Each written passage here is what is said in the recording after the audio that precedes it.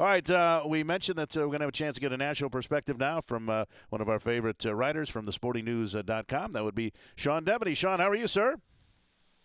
I'm doing well. How are you guys? We're doing great. Draft behind us, gearing up now for the start of free agency. And seems like we go through this every year, the build-up to the draft. A lot of teams talking about making deals, moving into the draft, moving out of the draft, maybe some bodies exchanging from the current rosters of teams. And we ended up getting past another draft, and it was relatively quiet in terms of deals. But I know one of your recent writings says that you think they're coming, though. Yeah, well, certainly there's the potential there for a lot of upheaval coming up. Carmelo Anthony, I think, is the biggest possibility as far as a move. I don't believe that LeBron is going to move. I don't believe that Chris Bosh even is going to move. But I think Carmelo Anthony is certainly going to be the headliner, and I think Kevin Love. Once we see what happens with Carmelo Anthony, then we see what happens with Kevin Love and what the Timberwolves will do with him. So certainly I think that the fact that there weren't that many deals on draft day shouldn't make you think that these teams are done. Hey, Sean, you talk about Carmelo, and a lot of people we talked about it earlier today. A lot of people are linking him with the Chicago Bulls, Los Angeles Lakers, Dallas Mavericks. I went out and said I think the most likely scenario is Chicago. What are you hearing? What are you hearing as far as where Carmelo's mindset is right now and who's favored as of today?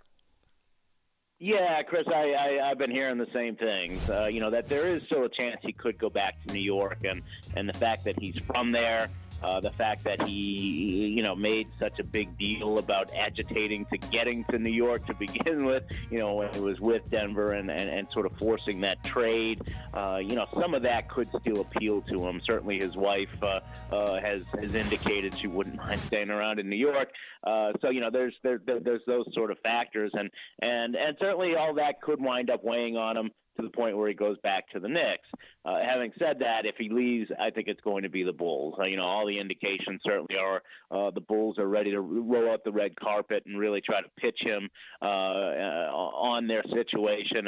And certainly it is a situation where with Joakim Noah, with Derrick Rose, and certainly with Tom Thibodeau, they're in pretty good situation as far as trying to lure him in. I would say the only other place that really has a chance would be Houston. I'm not buying the Miami thing, and I'm not buying the Lakers. I think Houston is really the only other possibility. But I think it's either going to be the Knicks or the Bulls for Carmelo. Sean, you mentioned Kevin Love, and we got the word about midway through the draft that any thought of the Wolves dealing him on draft day was by the wayside, and that they were going to reevaluate the offers after the draft day last Thursday. Is the only reason that he hasn't been traded to Golden State yet the fact that the Warriors haven't been willing to give up Klay Thompson, or is there more to why those two teams haven't gotten together on a deal? And is that still his most likely destination if he does get moved? Yeah, that was certainly the biggest possibility, and it was a situation where they were close to a deal. There's no doubt about that. And then the Klay Thompson thing happened, and Steve Kerr came in and basically said, hey, I took this job to coach Thompson and Curry, and I'm not so sure we want to give up Thompson if we don't have to. So, there's no question that when you look at the framework that they have, that they could easily go back to that and talk about it again, whether it's, possibly including Thompson or changing the deal so that it's Harrison Barnes instead. That remains to be seen. But certainly those two teams already have the groundwork laid for a deal. The other thing that the Timberwolves have, and I wrote about this about a week ago, is what I've heard is, once they realize, okay, the Warriors, that might not happen, let's sit back and let's see what happens with Carmelo Anthony, because you're going to have teams that are in position to do sign and trades for him, especially in, as I said, in Chicago and Houston. So if both of those teams fail to get Carmelo, if he goes back to New York, or even if one team does, you're going to have a team that's sitting there primed to make a deal and no superstar to make that deal for. So I think that's Minnesota's thinking as well, is whoever loses in the Carmelo Anthony Derby, we can call them up and say, hey, don't feel so bad. We've got a nice all-star big man here for you. Hey, Sean, the Portland Trailblazers here, they're on that upswing right now. It seems like they're a couple pieces away from being really legitimate contenders here in the Western Conference. When you look at the free agent landscape, what are some players or some, the areas of need that you think they need to fill? And if you got any guys out there that you think that they may be targeting, please share. Well, obviously, the bench is still a problem. It was much better than it had been. Last year was much better than it was the year before, but that's only because the year before was almost historically bad. That bench was so bad. So it was a slight upgrade last year. I think I think that they need to target some big guys because I think that some of those young backcourt pieces are going to mature. We saw a little bit from Will Barton in the playoffs.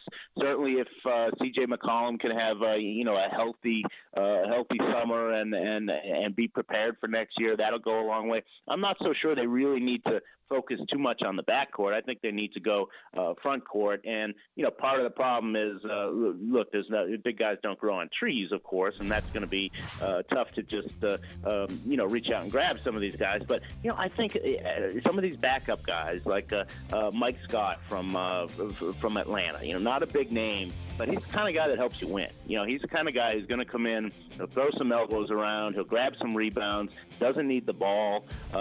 Somebody like that, somebody of that kind. You could maybe see even an Elton Brand, a veteran.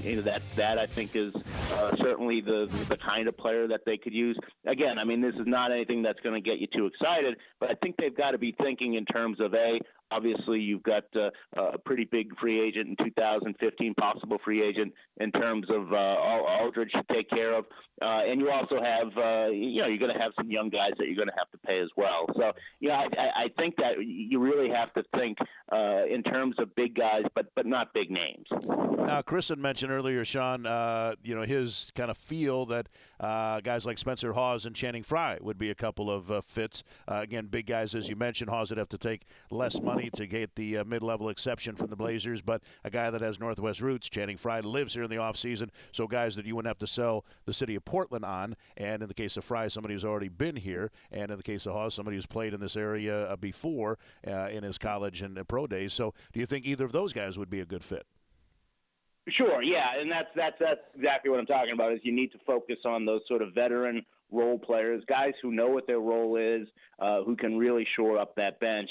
And I agree. I mean, like I say, I think that they have some promising guys in the backcourt coming off the bench that you want to give some minutes to. And if it doesn't work out and you need to address it during the season or at the trade deadline, you do it then. I think now is the time to address the problem with the big guys. Obviously, guys like Hawes and Frye, those are guys who can stretch out to the three-point line. And when you've got a point guard like Damian Lillard, that can be a real weapon. No question that if you can get those sort of stretch 4, stretch 5 types, then that would be a real bonus for them. So if the NBA were a reality show, I guess what's happened the last few days with Jason Kidd would take up a few episodes. It's been amazing, and it was reality actually. And you had a great article about it today, and it's interesting. It sounds like the NBA people you've talked to are about as appalled by this whole scenario as anybody that's observed it from the sidelines. And I guess we'll find out in time maybe what was going through Jason Kidd's mind. But it sounds like he's offended a whole lot of folks.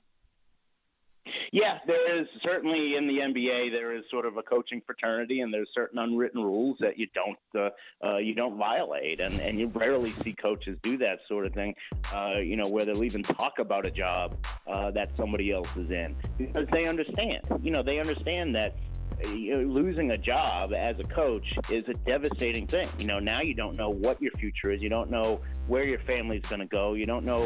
You don't know if you're going to get back in the business or if the next stop is a high school job. I mean, these are real things that happen to these coaches, and if you haven't gone through it before, then you might not understand. And I think that's part of the issue with when you hire a guy who hasn't gone through it before, a guy who's never been on a coaching staff before, a guy who's never paid his dues in terms of being an assistant coach and understanding what it's like to lose one of those jobs.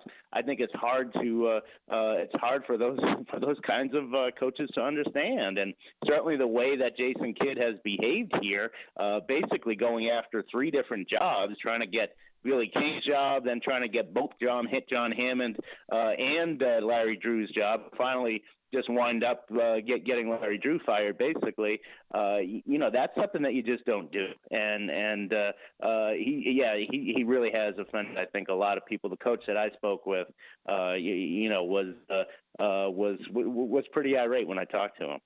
Lastly, Sean, it looks like Lionel Hollins is somebody that's going to get serious consideration now from the Nets. Where are the Lakers in terms of their head coaching search?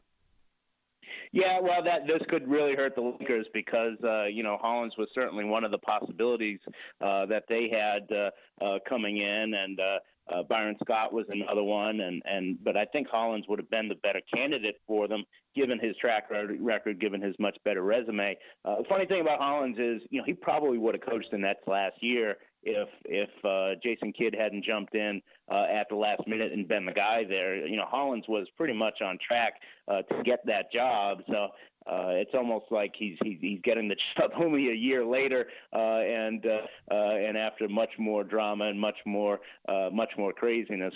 It's hard to believe considering all the craziness that Lionel Hollins went through in Memphis last year. So certainly we've seen some remarkable stories in the ranks of the coaches, but it seems like whatever we come up with, we keep coming up with a new one that sort of tops the old one. Sean, we know everybody can get your great writing at sportingnews.com. Tell everybody how they can follow you on Twitter, too. It's just at Sean Deveney, SeanDeveney. Simple enough. Thank you, sir. Appreciate your insights, and we'll certainly check back in with you as the summer rolls on and we see how some of this free agency shakes out. Take care, Sean. Okay, thanks, guys.